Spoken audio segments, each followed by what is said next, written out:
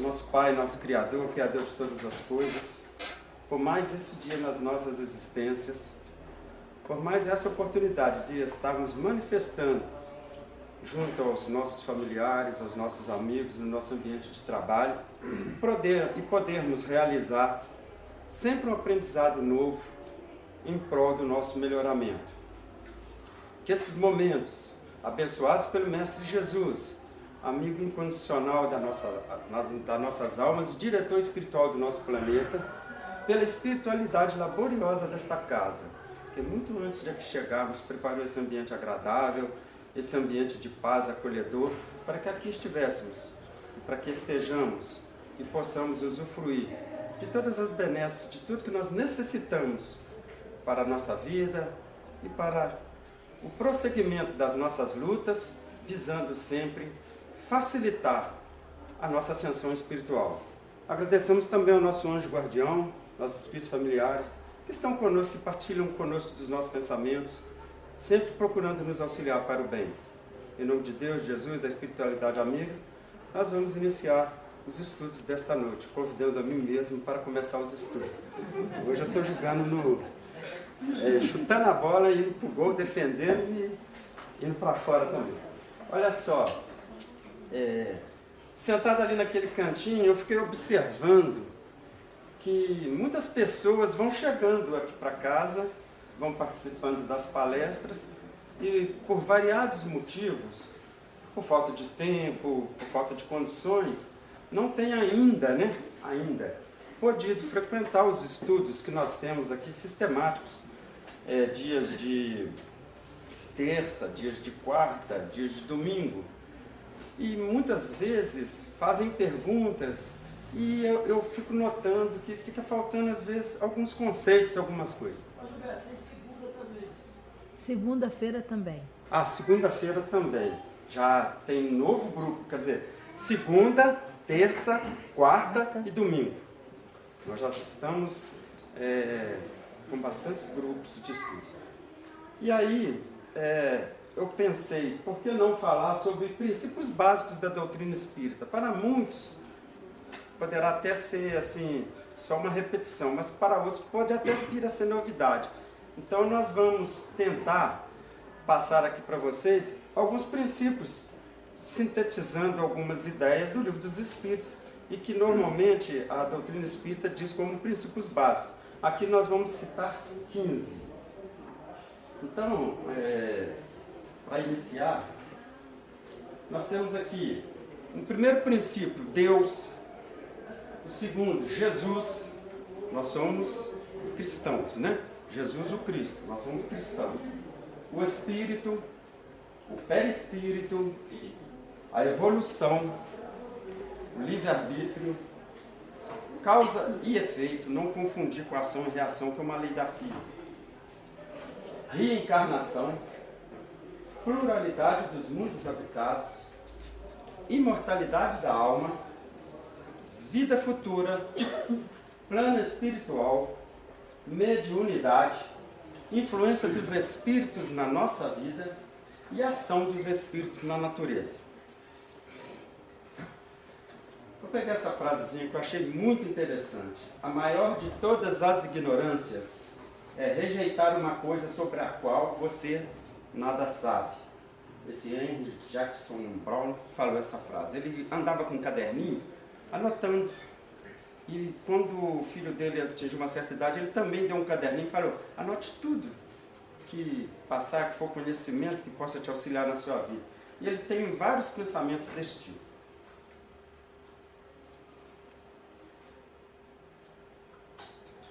Primeiramente, a primeira pergunta do Livro dos Espíritos é: que é Deus? Não quem é Deus, o que é Deus?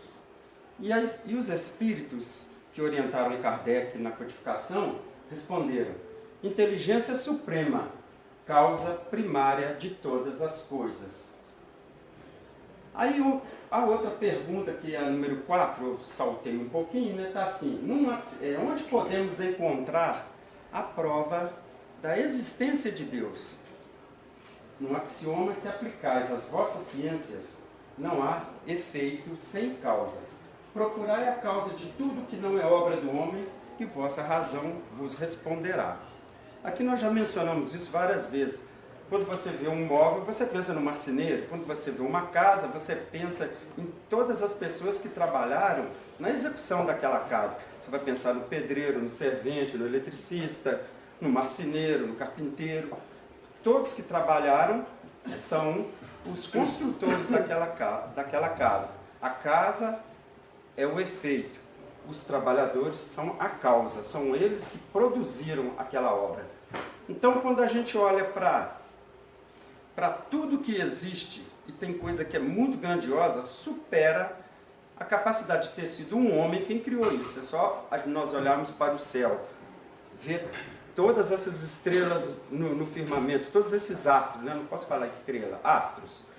A gente pensa, quem colocou tudo isso com tanta perfeição, girando em leis específicas ali e harmoniosas? Tem que ser uma criatura superior, muito superior. E nós o denominamos Deus. Mais uma outra coisinha aqui atrás. Eu gosto muito sempre de lembrar que à medida que o homem vai evoluindo, novas palavras, novas ideias vão surgindo. Existem passagens ou textos antigos onde certas coisas que hoje existem não existiam. Por exemplo, numa profecia, ou qualquer profecia que fosse feita na antiguidade, falando de um enorme pássaro de ferro que soltasse ovos do céu, naquele tempo não teria muito sentido, mas hoje para nós a gente pensaria num avião, ou num foguete, ou em alguma nave, despejando bombas, não é isso? A nossa linguagem, o nosso conhecimento, os nossos conceitos ainda são muito pequenos para nós definirmos Deus. Mas a espiritualidade, através da codificação kardeciana, nos deu uma ideia, com as palavras que nós temos hoje, para definir Deus. Aí nós definimos Deus, com as nossas palavras de hoje, através dos seus atributos. Como mnemônio, eu pensei nas vogais, vogais, A, E, I, O, U. Deus é amor infinito. Aliás, gente, tudo em Deus é infinito. Então Deus é amor infinito por todas as suas criaturas, por tudo que Ele criou. Agora vamos lá. Deus é eterno. Ele não teve princípio e não terá fim. Nós somos espíritos imortais. Nós somos criaturas imortais. Deus nos criou em algum momento. E nós não teremos fim. Nós não morreremos. Então, Deus é eterno. Nós somos imortais. A, E, I. Para aí nós temos duas. Deus é imaterial. Ele não é feito de nenhuma matéria que nós conhecemos. Até porque, se ele fosse feito de alguma matéria, ele estaria sujeito às modificações da matéria, estaria sujeito a mudanças. E por ele não estar sujeito a mudanças, ele também é imutável. Quer dizer, não muda nada. A, E, I, O. Deus é onipotente. Ele tem todo o poder. Ele tem poder único, onipotente. Ele é único. Se tivesse dois deuses, os dois poderiam ficar digladiando. Eu quero isso, eu quero aquilo outro, como os deuses do Olimpo, que nós conhecemos da mitologia, né? Esses outros deuses criados por outras culturas, onde deuses digladiam. No nosso caso, o nosso Deus único, Ele é único. É o único Deus. Por isso que nós, espíritas, não ficamos com aquela ideia de que engrandecer Satanás na mesma altura de Deus.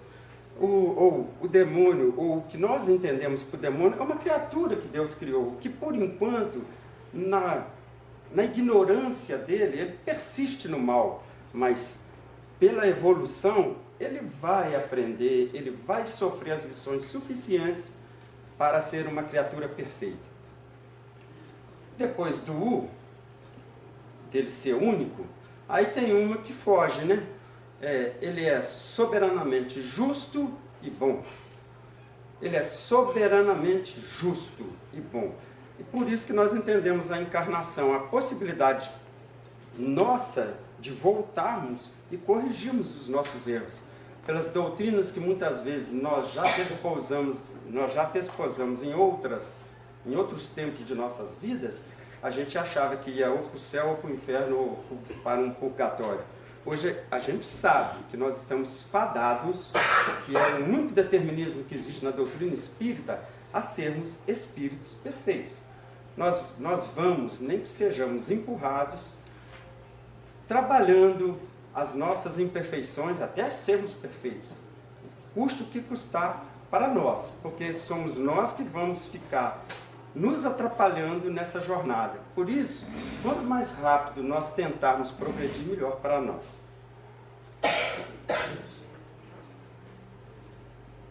Jesus. Qual é o tipo mais perfeito que Deus ofereceu ao homem para lhe servir de guia e modelo? É a questão 625 do Livro dos Espíritos. Vede Jesus, Espírito perfeito, e ele é o diretor espiritual do nosso planeta.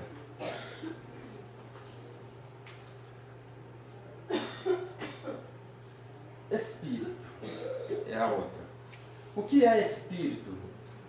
A definição que os Espíritos dão na questão número 23 é princípio inteligente do universo. Vocês desculpem, a letra ficou pequena, viu, gente? Aí eu vou lendo mesmo. E na 23A, qual a sua natureza íntima? Aí a resposta dos Espíritos. Não é fácil analisar o Espírito na vossa linguagem. Para vós, ele não é nada, porque não é coisa palpável, mas para nós é alguma coisa. Então nós sabemos, através também do atributo, que seja o Espírito. Nós somos seres inteligentes do universo. Nós somos co-criadores. Nós trabalhamos na modificação de tudo que existe também. Nós fazemos obras criativas, porque nós recebemos esse atributo, a inteligência do nosso Criador. Como podemos definir os Espíritos? São seres inteligentes da criação, eles povoam o universo, além do mundo material. Quer dizer, não é só no mundo material encarnado, no plano espiritual e em outros mundos. Porque alguns espíritos seguiram o caminho do bem e outros o caminho do mal. Certas perguntas do Livro dos Espíritos é muito interessante que a gente procure ler o Livro dos Espíritos. São muitas outras questões, são muitas outras indagações que nós temos. E a gente fica com essa indagação, por que alguns espíritos seguiram o caminho do bem e outros o do mal? Não tem eles o livre-arbítrio? Deus não os criou espíritos maus. Criou simples e ignorantes, ou seja, tão aptos para o bem quanto para o mal. Os que são maus, assim se tornaram por sua vontade. Quando nós voltamos no tempo, muitas coisas que nós fizemos, com o conhecimento que nós temos hoje, jamais faríamos. É só a gente dar uma retornada. Nós lembramos assim, nossa, por que eu não sabia disso? Por que eu fiz aquilo? Se eu soubesse o que eu sei hoje, eu não faria o que eu fiz.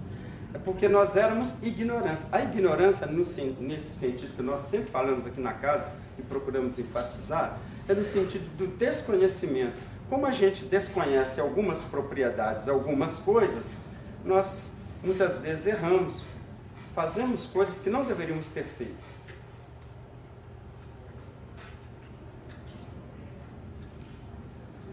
Perispírito. Então haveria assim dois elementos gerais do universo, a matéria e o espírito? Está na pergunta número 27. Sim, e acima de ambos Deus, o Criador, o Pai de todas as coisas. Essas três coisas são o princípio de tudo o que existe. A Trindade universal. Então Deus, matéria, espírito. O espírito, propriamente dito, vive a descoberta ou como pretendem alguns, envolvido por uma substância. O espírito é envolvido por uma substância que é vaporosa para ti. mas ainda bastante grosseira para nós, suficientemente vaporosa, entretanto, para que ele possa elevar-se na atmosfera e transportar-se para onde quiser. Olha, quando nós estamos vinculados a esse planeta Terra, nós já ouvimos aqui falar na casa várias vezes, vamos repetir, estamos num planeta de provas e expiações. Então, somos espíritos ainda imperfeitos. O nosso corpo material é grosseiro e o nosso espírito é muito sutil. Para o nosso espírito comandar o nosso corpo, ele precisa de um envoltório que una esse corpo ao espírito. Então, nós chamamos esse corpo intermediário de perispírito. Ele é retirado das substâncias mais sutis do nosso planeta e constitui o envoltório do espírito. Então, tudo que nós fazemos passa, as nossas sensações, os nossos aprendizados, tudo que nós somos e que nós temos como cultura, como moral, passa por nós, pela nossa mente, atravessa o perispírito e fica sediado no espírito. E o contrário, do espírito sai todas as ordens, todos os pensamentos, passa pelo perispírito, vai para o corpo e nós agimos. De onde tira o espírito o seu envoltório semimaterial? Que eu acabei de falar, do fluido universal de cada globo. Razão porque não é idêntico em todos os mundos. Passando de um mundo a outro, o espírito muda de envoltório. Como mudar de roupa. Assim, quando os espíritos que habitam mundos superiores vêm ao nosso meio, tomam um perispírito mais grosseiro. É necessário que se revistam da vossa matéria, já o dissemos. Então vocês imaginam assim, um exemplo bem grosseiro. Se nós precisarmos ir agora para um polo aqui da Terra, com essa roupa que nós estamos, nós não suportaríamos o frio. Então, se nós estivéssemos aqui agora vestidos como se estivéssemos num polo, nós estaríamos morrendo de calor. Também não suportaríamos. Agora vocês imaginam o desconforto de um espírito superior tendo que se revestir de um envoltório grosseiro para se manifestar no meio de nós. É muito trabalhoso. Mas como eles fazem isso por missão, por vontade própria, eles suportam isso. Já nós não conseguimos fazer a mesma coisa. Nós precisamos depurar o nosso perispírito. Nós precisamos trabalhar. O que significa depurar o nosso perispírito? Significa nós nos melhorarmos moralmente, nós crescermos intelectualmente, trabalhando cada vez mais no bem, e assim nós vamos nos despojando desse apego que nós temos à matéria. Nós somos extremamente apegados à matéria, tanto é que nós estamos aqui. Nós só estamos encarnados nesse planeta porque somos apegados a muita coisa ainda. Muitas vezes nós mesmos temos o costume de não de falar nosso, de falar meu, é meu, é meu, é meu, de tanto apego que a gente tem às coisas. Gilberto? Sim. Aqui. Então, quando a mediunidade é um estado de depuração, Oi? a mediunidade já é um estado de depuração? Nós vamos chegar daqui a pouquinho lá, você aguarda só mais um tiquinho, assim. Vai ter uma frasezinha que vai dizer exatamente isso. Nós vamos falar de mediunidade. Evolução é um outro princípio. Todos nós estamos em evolução. Estamos num estágio evolutivo. Já participamos na vida desse planeta várias vezes. Não que nós tenhamos essa recordação clara, mas muitos até conseguem ter algum tipo de recordação. Mas, sabendo muitas das coisas que nós sabemos, tendo certas habilidades diferenciadas de outras pessoas, nós sabemos que já passamos por este planeta e já evoluímos, porque uns aprendem música com facilidade e hoje conseguem tocar uma música maravilhosa, enquanto que outros olham para aquelas bolinhas e ficam desesperados, não vê nada.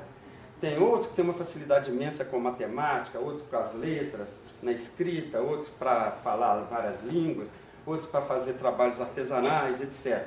Isso é resultado de um trabalho que foi sendo desenvolvido e hoje está quase perfeito e poderá ser mais perfeito ainda. Então nós estamos sempre evoluindo. E quanto mais nós passamos e aprendemos, e uma coisa muito boa é sempre estar propenso a aprender. Tendo uma oportunidade, vamos aprender alguma coisa nova. É algo que nós levamos e que é nosso. Faz parte, vai fazer parte do nosso espírito. Então, olha só, são iguais os espíritos ou há entre eles qualquer hierarquia? São de diferentes ordens, conforme o grau de perfeição que tenham alcançado. As ordens ou os graus de perfeição dos espíritos são em número determinado? Obviamente que não, né? São ilimitadas em número, porque entre elas não há linhas de demarcação traçadas como barreira. Elas podem reduzir-se a 3 principais. Na primeira colocação, os que atingiram a perfeição máxima, são os espíritos puros. Formam a segunda os que chegaram à metade da escala. O desejo do bem predomina neles. E pertencerão a terceiros que ainda se acham na parte inferior da escala. Os espíritos imperfeitos, que somos, conforme eu disse aqui anteriormente, nós somos espíritos imperfeitos. Estamos no mundo de prova e expiação. A ignorância, o desejo do mal e todas as paixões más que lhes retardam o progresso, eis os que caracteriza. Nós, enquanto nesse planeta, nós ainda estamos muito presos a paixões, a matéria, mas muitos de nós já estamos fazendo essa caminhada. Haja vista que hoje a casa está cheia, está sempre cheia. Nós estamos procurando alguma coisa, estamos procurando uma melhoria, estamos procurando pensar diferente do que pensávamos antes. Então, por isso que nós estamos nesse processo que o pessoal não cansa de enfatizar, que nós estamos ultrapassando ou passando de planeta de provas e expiações e caminhando para planeta de regeneração. Quando que se dá isso, eu não sei. E sou avesso a números, tá, gente? Eu não gosto de falar que no ano tal, assim. Não, para mim não funciona assim. É um processo de transição. Nós vamos passar por ele e vamos chegar lá. Cada um vai fazer a sua parte. Aqueles que ficarem retardatários, infelizmente não poderão continuar na mesma sala, no mesmo grupo. Então, esses serão reconduzidos a outros planetas e ajudarão esses outros planetas que poderão estar em estágio bem inferior ao que ele estava hoje, a progredir, conforme isso já aconteceu na nossa história. Uma outra coisa que fica aqui para trás é o seguinte, nós somos espíritos imperfeitos. Aí tem uma característica, é interessante a gente lembrar, espíritos impuros são espíritos voltados ao mal, eles gostam de praticar o mal, se comprazem no mal. A gente não pode rotular aqueles, fulano é esse e aquilo, mas nós ainda convivemos com espíritos que gostam de praticar o mal, se comprazem. Outros são simplesmente neutros, não querem saber se está bom, se está ruim, se fez, se não fez, são neutros. A ignorância ou a falta de vontade de agir é a característica dele. Os pseudo-sábios têm muito conhecimento, mas acham que sabem demais. Então, muitas vezes até erram e cometem erros grosseiros por se achar os sabichões. Os espíritos batedores ou perturbadores. Nessa classe poderíamos estar qualquer um desses, porque são espíritos que, através da sua comunicação, eles vão produzir fenômenos físicos, batidas, alguma coisa para poder chamar a atenção. Então, impuros, levianos, pseudo-sábios, batedores, está faltando muito. Tudo bem. Livre-arbítrio. Tem o homem livre-arbítrio de seus atos? Todos nós temos o livre-arbítrio. Pois que tem liberdade de pensar, tem igualmente a de obrar. Sem o livre-arbítrio, o homem seria uma máquina. Se nós não pudéssemos fazer o que queríamos, nós seríamos uma máquina. Nós seríamos, faça isso, faça aquilo outro, faça aquilo outro. Então, nós temos o livre-arbítrio. Do livre-arbítrio goza o homem desde o seu nascimento. É interessante a gente pensar isso. A criança tem o livre-arbítrio total? Então, vamos lá. há liberdade de agir, desde que haja vontade de fazê-lo. Nas primeiras fases da vida, quase nula é a liberdade, que se desenvolve e muda de objeto com o desenvolvimento das faculdades, estando seus pensamentos em concordância com o que a sua idade reclama, a criança aplica o seu livre-arbítrio àquilo que lhe é necessário. O nosso livre-arbítrio, ele muda de acordo com o grau de conhecimento que nós vamos adquirindo. Quanto mais conhecimento a gente tem das coisas, maior aumenta o nosso livre-arbítrio. Nós conseguimos agir melhor, fazer melhor as escolhas. Quando a gente desconhece, você chega numa encruzilhada e não conhece para onde vai, não sabe exatamente para onde vai, qualquer caminho serve. Não constitui obstáculos ao exercício do livre-arbítrio as predisposições instintivas que o homem já traz consigo ao nascer? Quer dizer, nós somos o resultado de outras vidas, nós trazemos algumas predisposições. As predisposições instintivas são as do espírito antes de encarnar, conforme seja este mais ou menos adiantado. Elas podem arrastar a prática de atos repreensíveis, no que será secundado pelos espíritos que simpatizam com essas disposições. Não há, porém, arrastamento irresistível, uma vez que se tem a vontade de resistir. Lembrai-vos de que querer é poder. Então é muito importante nós lembrarmos desta questão número 845, porque muitas vezes a pessoa se encontra num estado onde ela fala assim, não suporto mais, não dou conta,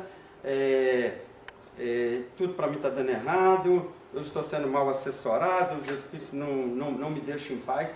Olha, para isso nós temos recursos, nós temos primeiro que ter vontade de sair daquela situação. Nós precisamos de energia, de trabalho.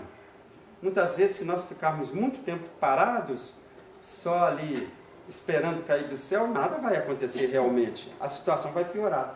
E nós atraímos para perto de nós, com os nossos pensamentos, os espíritos que se comprazem com esse tipo de pensamento. Então, se nós estamos procurando o nosso crescimento espiritual através da leitura, através da participação de trabalhos no bem, nós com certeza estaremos agregando força para resistir a qualquer arrastamento que poderíamos nos levar ao mal. Muitas vezes é uma frasezinha de uma pessoa, igual quando a gente era criança. A gente ia fazer uma arte, alguém dizia, olha, se eu fosse você, eu não faria isso não. Um amigo fala assim, não, eu não vou com vocês não. Esse é aquele que está sendo seu anjo da guarda na hora, ou foi intuído pelo anjo da guarda a dizer, olha, faça com que ele te siga para que ele não faça isso. Então, nós temos o arrastamento muitas vezes a fazer o mal, mas temos sempre o nosso anjo guardião, sempre os bons espíritos a nos secundar, nos dando intuições para seguirmos um caminho melhor do que aquele em que nós estávamos querendo.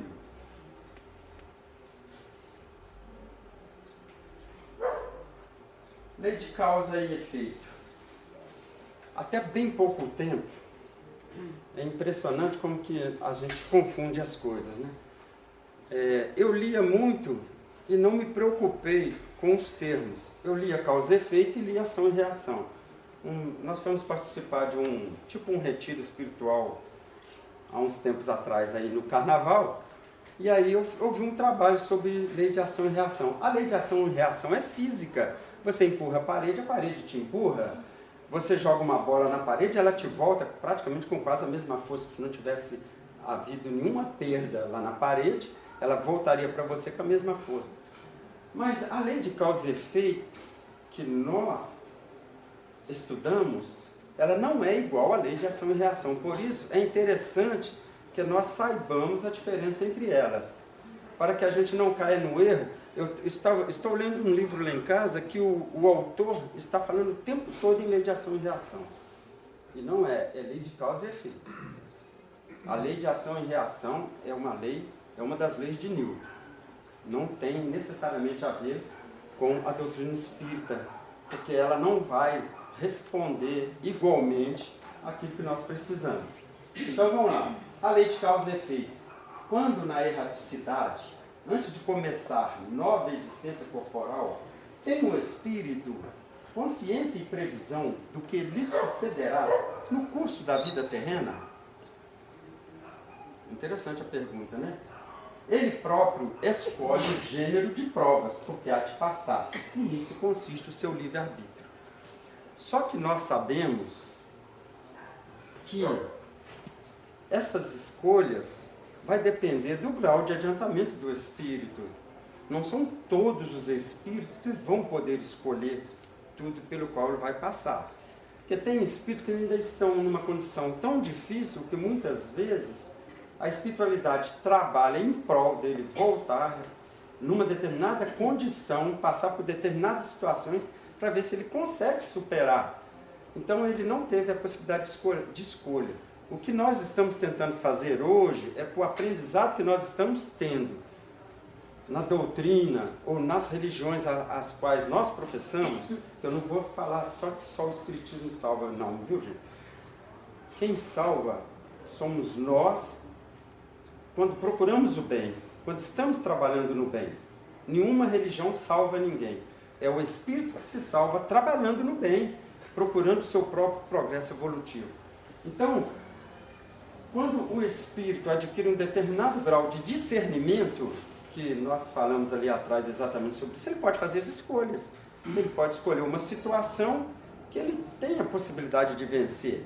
Muitas vezes ele escolhe uma situação e a espiritualidade fala: você tem condição realmente? Você acha que vai conseguir vencer essa prova? Olha, se eu fosse você, eu não pegaria essa. Mas é dado para ele a capacidade dessa escolha, porque ele já passou pelo aprendizado suficiente para fazer a escolha. Então, o que nós estamos tentando fazer aqui hoje é aumentarmos a amplitude do nosso conhecimento, buscando uma transformação interior, buscando o bem, mudando-nos para podermos escolher provas cada vez melhores, situações cada vez melhores no plano espiritual.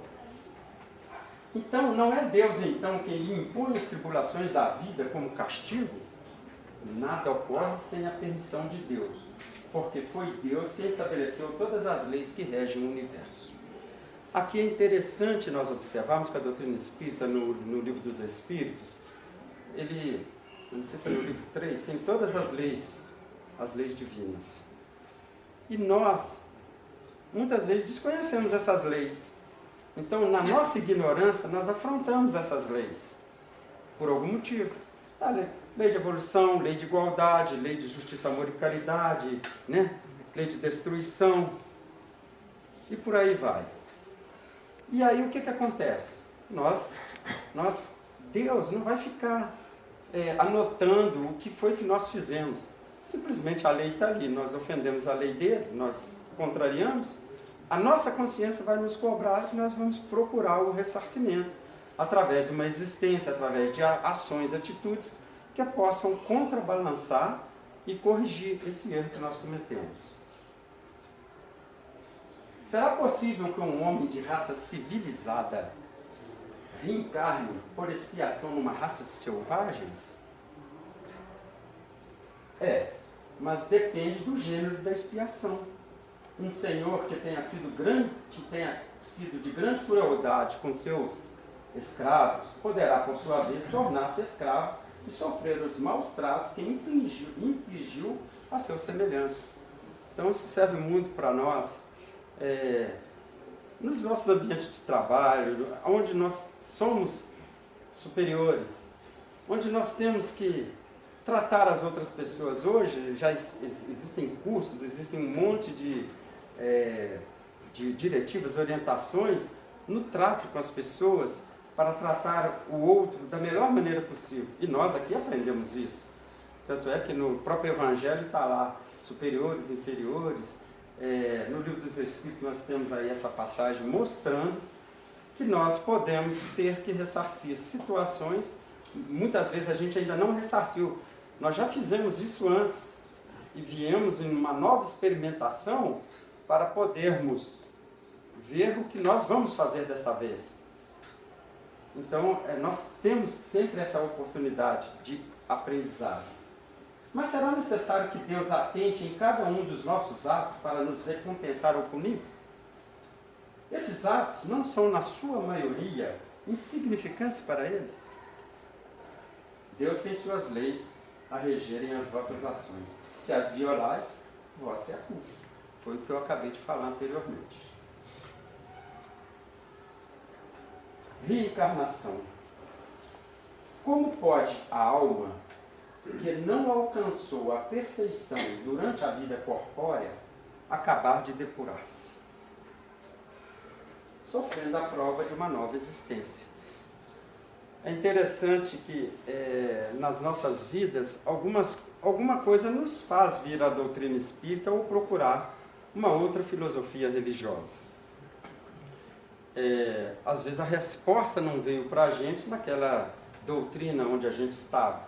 Que era muito interessante que no passado dizia-se que você morreu em pecado mortal, você iria para o inferno. Você estava mais ou menos, você ia para o purgatório e por aí vai. Isso no catolicismo ou em outras religiões. Só que as pessoas, ou nós vamos nos educando na escola, nós vamos estudando, e nós vamos estudando física, química, matemática, outras filosofias, e a gente começa a questionar, mas será que é assim mesmo? Será que a nossa vida é só uma experiência e acabou? Se nós notarmos tudo que nós já fizemos até hoje, nas nossas vidas, nós seríamos dignos de ficar numa espécie de céu, sem fazer nada, tranquilo, despreocupado. Seríamos merecedores de um descanso eterno, como era pregado anteriormente? Ou comprar um terreno no céu e lá ficar sossegado? Claro que não. Se nós analisarmos a nossa consciência, nós ainda precisamos evoluir. Vamos olhar para o nosso intelecto. Várias pessoas têm vários tipos de progresso. Nós já progredimos em todas as intelectualidades? Com certeza não.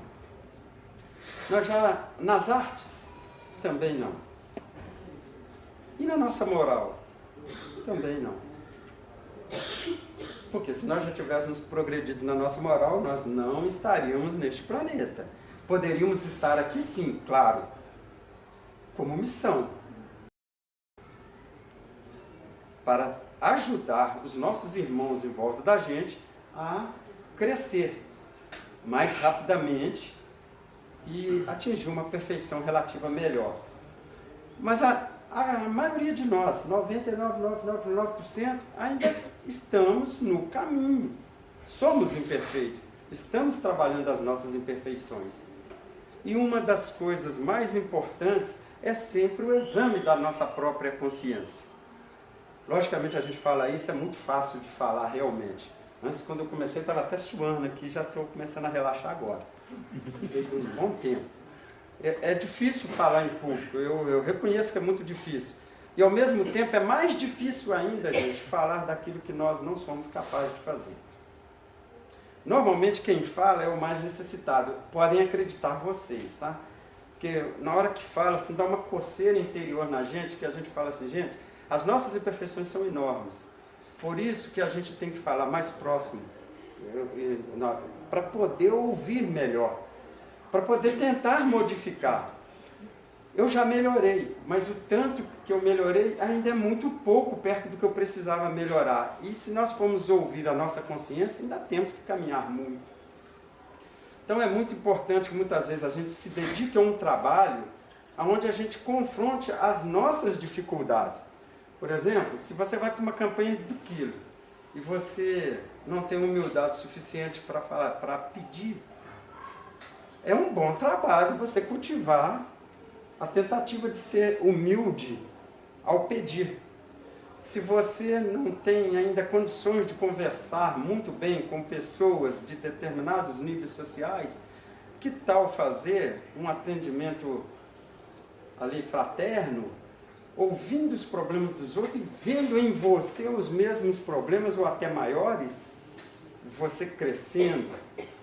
Ou simplesmente, se você não se imaginava com uma vassoura na mão, porque você nunca fez isso, você resolver varrer a casa, por exemplo, ou o passeio lá fora, ou coisa simples. Então existem muitas formas de nós trabalharmos a nossa imperfeição. Ouvir as pessoas dentro da nossa própria casa, nós temos dificuldade nisso. Não fala nada. E por aí vai. Vocês gostaram dessa? Não fala nada. Então, isso ocorre conosco. Nós temos muitas dificuldades. E quando nós tomamos consciência delas, nós mudamos. Ou nós começamos o processo de mudança. E é isso que nós precisamos fazer. Como realiza essa nova existência? Será pela sua transformação como espírito? Depurando-se a alma, indubitavelmente experimenta uma transformação. Mas para isso, necessária lhe é a prova da vida corporal. É muito interessante, nos livros que a gente lê, a gente vê que o espírito trabalhou maravilhosamente lá no plano espiritual. Só que, quando ele vem para o plano material, ele está sujeito às experiências da matéria. E muitas vezes, todo o aprendizado dele ainda não foi suficiente para vencer a matéria. Então, nós fazemos, sim, estudos e aprendizados no plano espiritual. Mas sem a prova da matéria, para dizer assim, aprendi, você ainda não passou no teste. Então, nós estamos aqui, e cada vez que a gente vence uma imperfeição qualquer nossa, é aquele estudo que a gente fez lá no plano espiritual que teve o efeito desejado. É aquele trabalho que nós estamos aqui hoje, alguém nos trouxe para a casa espírita, nós ouvimos uma frase, e essa frase mudou o nosso comportamento, que fez a transformação desejada. E é por essa transformação que a gente deve almejar. Qual o fim objetivado com a reencarnação? Expiação. Melhoramento progressivo da humanidade. Sem isso, onde a justiça? Expiação seria pôr para fora. Expiar. Pôr para fora. Pôr para fora aquilo que é imperfeição nossa. Eu assisti uma palestra lá em Guaratinguetá uma vez, o expositor falava do inconsciente puro, inconsciente passado e inconsciente atual. Nós temos em nós arquivos que eles estão até bastante lacrados. Uns a gente deixou aflorar. Algumas imperfeições a gente consegue até, como diz assim, raciocinar nelas e agir contra elas. Mas tem umas outras que são dificílimas. Elas estão arraigadas. Elas ainda são muito fortes. Então, por estas imperfeições que são muito fortes, a gente já está descobrindo que nós vamos precisar de outra vida. E naquelas que a gente já vai trabalhando, nós já poderemos dar como passadas, ou pelo menos equilibradas. E é isso que nós temos que fazer, esse caminho. É ilimitado o número das existências corporais ou o espírito reencarna perpetuamente? A cada nova existência, o espírito dá um passo para diante, na senda do progresso. Desde que se ache limpo de todas as impurezas, não tem mais necessidade das provas da vida corporal. Então, enquanto nós estivermos com algo ainda, vou usar a palavra manchando, o nosso perispírito, nós vamos precisar reencarnar, mostrar que vencemos aquela imperfeição, até ficarmos completamente puros. O que Cristo fez foi exatamente isso. Há não sei quantos bilhões de anos, fez todo um progresso e hoje é o nosso diretor espiritual do nosso planeta. E é o nosso modelo e guia. Está lá na questão 625 que foi falado lá atrás. Essa eu já decorei. É invariável o número das encarnações para todos os espíritos? Não. Aquele que caminha depressa, há muitas provas se forra. Todavia, as encarnações sucessivas são sempre muito numerosas, porquanto o progresso é quase infinito. O progresso é quase infinito. Porque o problema nosso é lidar com números, é ficar pensando em números. Nós temos que pensar em como fazer o nosso progresso. O quanto nós vamos ter que fazer de esforço, quanto menos, melhor. Se nós pudermos caminhar mais rapidamente, melhor, né? Acontece que muitas vezes a gente ainda precisa de uns empurrõezinhos. pluralidade dos mundos habitados. Eu até peguei umas fotos na internet mostrando o tamanhozinho da Terra em relação a Júpiter. Aí depois eu mostrei o tamanhozinho de Júpiter, que é o primeiro lá, em relação ao Sol. E depois o Sol, gente, está lá na frente, tá? Ó. E aqui Arcturus. Quer dizer, nesse universo magnífico criado por Deus, quantos mundos existem? Incontáveis. Tanto é que são habitados todos os globos que se movem no espaço? Esta pergunta número 55 do Livro dos Espíritos. Aquele númerozinho que está lá sempre é uma questão do Livro dos Espíritos. Sim, e o homem terreno está longe de ser, como supõe, o primeiro em inteligência, em bondade e em perfeição. Entretanto, há homens que se têm por espíritos muito fortes e que imaginam pertencer a este pequenino globo o privilégio de conter seres racionais, orgulho e vaidade. Julgam que só para eles criou Deus o universo. O grande problema também da humanidade é pensar que vai encontrar um humanoide, que nem a gente, com essa constituição em outro planeta. Gente, vamos olhar. Vamos olhar para o céu, vamos ver as aves, os vários tipos de aves. Existem até mamíferos que voam e não são aves, né? Vamos olhar os peixes. Eles vivem num ambiente completamente diferente do nosso. São seres vivos, são criaturas criadas por Deus. Vivem num ambiente, tem um corpo diferente, um jeitão todo diferente. Os que vivem no ar também. Nem foi citado aqueles que escavam o solo e andam no meio da terra. Então, nesses outros planetas, constituído de matéria diferente do nosso, não teria também seres completamente diferentes da nossa constituição, de elementos químicos diferentes? Claro que sim. Só que o homem acha que tem que encontrar um humanoide, muitos deles. Por isso que muitas vezes dizem que não tem ser habitado, ser vivo naquele planeta. A criação de Deus é imensa. É a mesma constituição física dos diferentes globos? Não, de modo algum se assemelham. Os mundos mais afastados do Sol estarão privados de luz e calor por motivo de esse astro se lhes mostrar apenas com a aparência de uma estrela?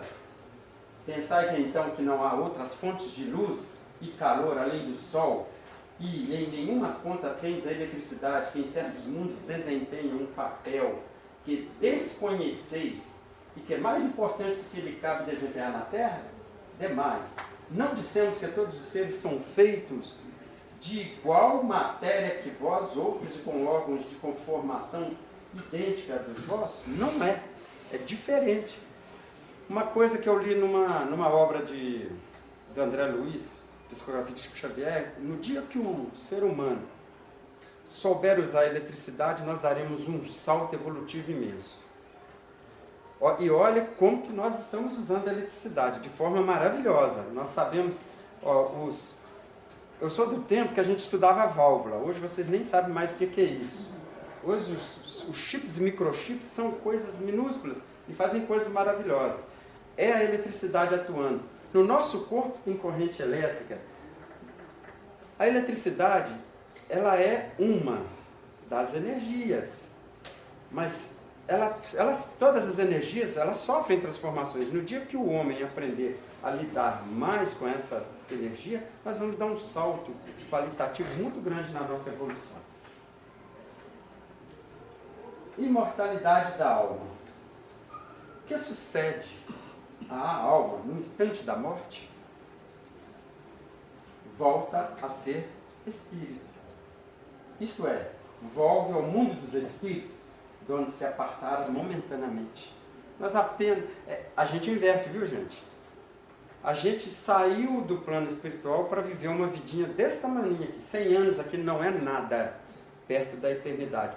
Perto da quantidade de existência que nós já vivemos, essa existência nossa é minúscula. Só que a gente pensa que a vida da gente é imensa. Porque a gente, quando está na matéria, a gente tem essa sensação. A alma após a morte conserva a sua individualidade? Sim, jamais a perde. O que seria ela se não a conservasse? Como comprova a alma a sua individualidade, uma vez que não tem mais corpo material? Continua a ter um fluido que ele é próprio, aurido na atmosfera do seu planeta e que guarda a aparência da sua última encarnação, seu perispírito. Como nós estamos vinculados ao planeta Terra, nós temos um perispírito compatível com os fluidos do planeta Terra. Se nós estivermos em outro planeta, ao desencarnarmos, teremos o perispírito compatível aos fluidos daquele planeta. Então nós vamos ter um perispírito compatível ao planeta ao qual estamos vinculados. A alma nada leva consigo desse mundo, nada, a não ser a lembrança e o desejo de ir para um mundo melhor. A lembrança e o desejo de ir para um mundo melhor. Lembrança cheia de doçura ou de amargor, conforme o uso que ela fez da vida. Quanto mais pura for, melhor compreenderá a futilidade que deixa na Terra. Quanto mais desvinculados da matéria, mais doce é a nossa desencarnação, mais tranquila. Engraçado que muitos de nós precisamos passar por processos, às vezes até dolorosos, para desvincularmos da matéria. Outros têm a oportunidade de desvinculação rápida. Mas as pessoas que são muito vinculadas à matéria, muito mesmo, muitas vezes, passam por um processo primeiro para poder se desvincular. Quantas vezes vocês já ouviram relatos, ou nós já ouvimos relatos, de que o plano espiritual, os espíritos que estavam auxiliando alguém a desencarnar, precisou tirar os parentes, porque eles o prendiam naquela vontade de segurar aquele espírito naquele corpo que já não mais suportava ter aquele espírito ali, ficava segurando, aí tirava da sala ou do quarto, aí eles podiam fazer o trabalho de desencarnação. Então nós somos ainda muito vinculados à matéria. O nosso aprendizado é a cada vez falar mais nosso, cada vez se desapegar, cada vez tentar o desapego, nas pequenas coisas. São exercícios que devemos fazer diariamente. Desapegar dos nossos filhos, deixar os nossos filhos ter a vida deles. Eles querendo ir para o mundo, que eles possam ir para o mundo, que a gente não os prenda. As nossas coisas não são nossas. Vai ficar para aqueles que vão precisar delas, vão dar melhor uso para elas. Não vamos ficar presos a essas coisas, porque aonde está o teu tesouro, lá estará o teu coração. Vida futura. Por que tem um homem instintivamente horror ao nada? Porque o nada não existe. Não existe espaço vazio no universo. Tem sempre matéria. Então o nada não existe. Antes eu até achava que tinha espaço vazio, porque a ciência falava, mas hoje a gente sabe que não existe espaço vazio no universo. Sempre tem alguma coisa. De onde nasce para o homem o sentimento instintivo da vida futura? Já temos dito, antes de encarnar, o espírito conhecia todas essas coisas. E a alma conserva essa lembrança do que sabe e do que viu no estado espiritual. Nós já estivemos lá, vivemos no mundo espiritual, trazemos essa lembrança daquele lugar maravilhoso. Muitas vezes queremos voltar para lá, mas temos que primeiro cumprir a nossa tarefa aqui. Plano espiritual. Os espíritos constituem um mundo à parte, fora daquele que vemos? Sim, o mundo dos espíritos. Ou das inteligências incorpóreas, quer dizer, sem o corpo. Qual dos dois, o mundo espírita ou o mundo corpóreo, é o principal na ordem das coisas? O mundo espiritual, que pré-existe e sobrevive a tudo. Se a Terra deixasse de existir, o mundo espiritual continua existindo, porque um dia vai acontecer isso. A Terra poderá deixar de existir, explode, mas o mundo espiritual, o mundo espírita vai continuar existindo normalmente. O mundo corporal poderia deixar de existir ou nunca ter existido sem que isso alterasse a essência do mundo espírita? É certo, eles são independentes. Ocupam os espíritos uma região determinada, circunscrita no espaço? Estão por toda parte. Povoam infinitamente os espaços infinitos. Os espíritos estão por toda parte. Nós podemos dizer o seguinte, que nessa pequena assembleia que está aqui, A assembleia espiritual é muito maior, mas é muito maior. Se tivesse aqui um que pudesse ver, veria. Isso provavelmente pode ser que tenha. Mas nós temos esse conhecimento que o mundo espiritual, os espíritos estão por toda a parte. E aqueles que se afinizam com o nosso trabalho estão aqui presentes. Muitas vezes operando vocês, operando a gente, nos tranquilizando, muitas vezes nos curando de alguma mazela que poderia, por exemplo, nos acamar. Muitas pessoas pensam que, ao vir para a casa espírita, que ela precisa de algo super especial. Muitas, só de estar sentada aí, ela poderá estar passando por um processo cirúrgico. Se tiver merecimento, um outro companheiro que está numa melhor situação, fornecendo fruto, a espiritualidade faz o trabalho que for necessário para restaurar aquilo. A nossa boa vontade de vir aqui já é uma predisposição a isso. É bom que a gente saiba isso. Ocupam os espíritos. Desculpa. Passei.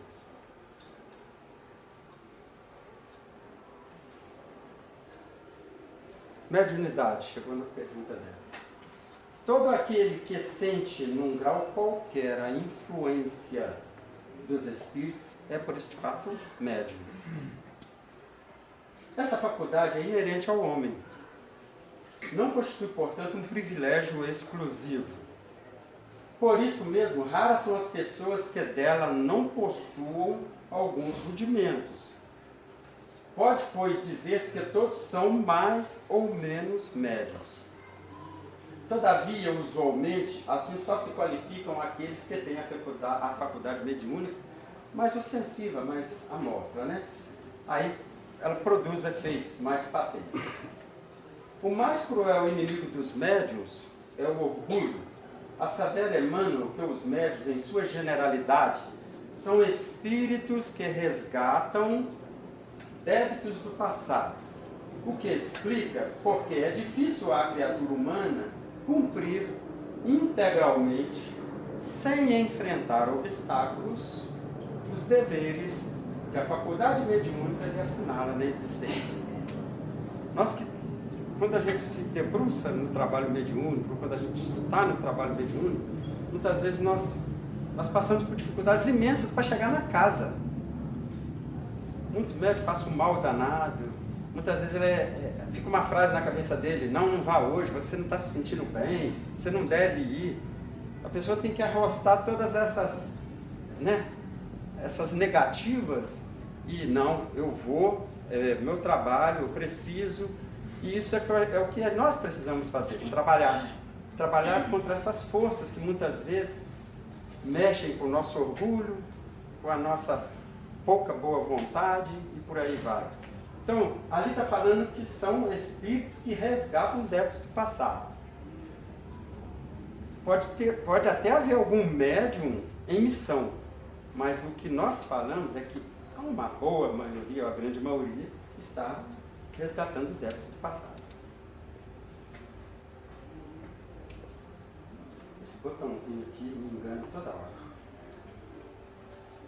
O livro dos médiuns, Kardec inseriu diversas dissertações em que vultos importantes na obra da codificação do Espiritismo tratam do tema que ora focalizamos.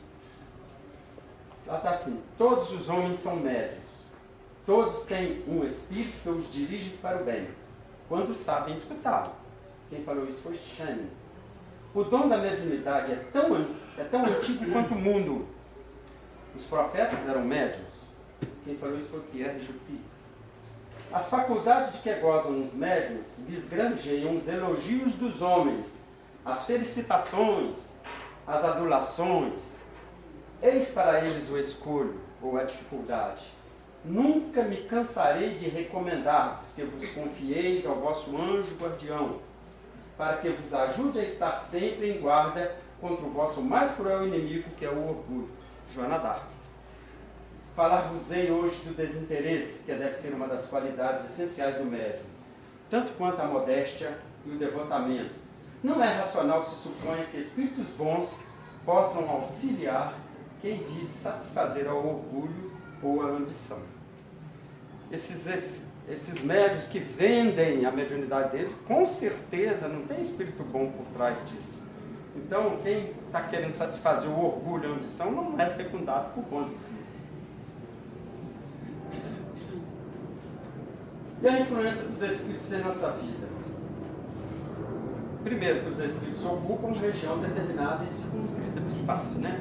Eles estão por toda parte, se acotovelam em volta da gente, compartilham os nossos pensamentos. Eles influem em nossos pensamentos e nos nossos atos. A questão 459, essa questão mais decorada. Influem os espíritos em nossa vida? Sim, de ordinário são eles que nos dirigem. Tanto é que os bons espíritos nos intuem ao bem e os maus se compactuam com os nossos maus pensamentos. Os espíritos que procuram atrair-nos para o mal se limitam a aproveitar as circunstâncias em que nos achamos ou podem também criá-las. Quer dizer, é nós que criamos a circunstância ou eles criam também essa circunstância? A resposta dos espíritos da questão 472 é: aproveitam as circunstâncias ocorrentes, mas também costumam criá-las, impelindo-vos mau grado vosso para aquilo que cobiçais. Muitas vezes é um desejo íntimo, você não criou, mas como você tinha aquele desejo íntimo, eles criam uma situação para você. Assim, por exemplo, encontra um homem no seu caminho certa quantia. Não penses tenha sido os espíritos que o trouxeram e colocaram ali, mas eles podem inspirar o homem a tomar uma direção, ou a devolver ou não o dinheiro, né? Fala assim: não devolve não, você achou, achar dele não é roubado, porque perdeu foi relaxado. Não tem essa frase antiga? Ou então, não, a minha moral diz o seguinte: não, eu achei, o cara pode estar precisando desse dinheiro, vou devolver. Vou procurar, vou dar um jeito, vou devolver.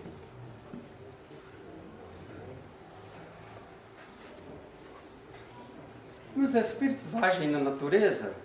Olha, na obra de Deus, Deus se utiliza de espíritos que são vinculados à natureza. Muitas vezes é necessário que esses espíritos ajam sobre a natureza para produzir determinados fenômenos. Então, por orientação de espíritos superiores agindo nesses espíritos que lidam com as coisas mais grosseiras, os espíritos também agem na natureza. Estão por toda parte, povoam, né? Essa já é a questão que já foi falada da outra vez. São devidos a causas fortuitas ou, ao contrário, têm todos um fim providencial os grandes fenômenos da natureza, os que se consideram como perturbação dos elementos. Tudo tem uma razão de ser e nada acontece sem a permissão de Deus. Então, todos os fenômenos que existem, muitas vezes nós também somos os causadores, né? Hoje, a gente agride a natureza dá uma resposta. Muitas vezes a espiritualidade tem que trabalhar ou para minimizar ou então para que haja aquele fenômeno, para que nós tomemos consciência que precisamos cuidar da natureza, por exemplo. Precisamos deixar de jogar aquela latinha pela janela de refrigerante ou um vidro no quintal do vizinho, por aí vai. Isso pode sair numa enxurrada, entupir um bueiro, produzir, derrubar uma casa de alguém e por aí vai. Objetivam sempre o homem esses fenômenos? Às vezes tem como imediata razão de ser o homem. Na maioria dos casos, entretanto, tem por único motivo o restabelecimento do equilíbrio e da harmonia das forças físicas da natureza. Então, se houve um desequilíbrio na natureza, esses fenômenos vão tentar voltar ao equilíbrio. A busca vai ser sempre o equilíbrio. Vocês podem notar, todas as vezes que passa uma enchente em algum lugar, a gente vê um monte de sacolinha flutuando, garrafa PET, outras coisas. É claro que vai entupir o bueiro. Na hora que um sujeito vai lá e quer desentupir, ele é tragado para dentro do bueiro. Foi aproveitada uma oportunidade, uma situação que aquela pessoa precisava passar, por exemplo, para desencarnar afogado. Ou que aquela enchente fizesse isso, e por aí vai. Tudo tem uma finalidade, um fim e uma necessidade. E tudo gerenciado pela espiritualidade que nos dirige. Para encerrar, eu passei 5 minutos, mas eu adorei nessa oração da gratidão. Não é aquela do Divaldo, não, é uma menorzinha.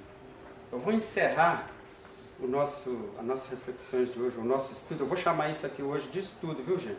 Porque, conforme eu disse no início, muitas pessoas estão chegando na casa e muitas vezes alguns desses princípios não foi falado. Eu falei basicamente no Livro dos Espíritos uma questão do Livro dos Médiuns.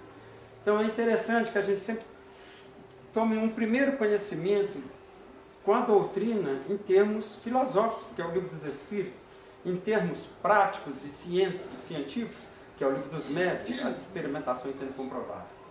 Então nós vamos fazer essa prece aqui. Oração de gratidão. Altíssimo Deus do Universo, somos gratos pela vida que nos destes, por cada amanhecer que renova as oportunidades de servir ao vosso propósito, por cada anoitecer que nos permite dar descanso ao nosso corpo e liberdade à nossa alma. Somos gratos pelo espaço sagrado que nos foi reservado na Mãe Terra, pelo alimento que nos dá sustento, pelo sol que nos aquece, pela água que nos purifica, pelo ar que respiramos. Somos gratos pela consciência que nos permite escolher, pelos desafios que nos fazem crescer, pela compreensão que aqui estamos para aprender e melhorar. Somos gratos pelo teto que nos protege, pelo trabalho que nos impulsiona, pela família que nos completa e pelos amigos que trilham conosco no nosso caminho de vida. Somos gratos pelo corpo que sustenta a nossa alma e torna a nossa jornada possível, pela saúde para cumprir nossas tarefas, pela mente sã que nos permite sonhar, pelos desafios que nos permitem crescer. Somos gratos por todas as oportunidades, por todas as conquistas, por cada instante sagrado, por cada respiração, por cada pensamento, por cada sentimento revelado. Somos gratos, Senhor, principalmente por termos a oportunidade de amar cada vez mais e com a intenção mais nobre que existe em nossos corações. Assim seja.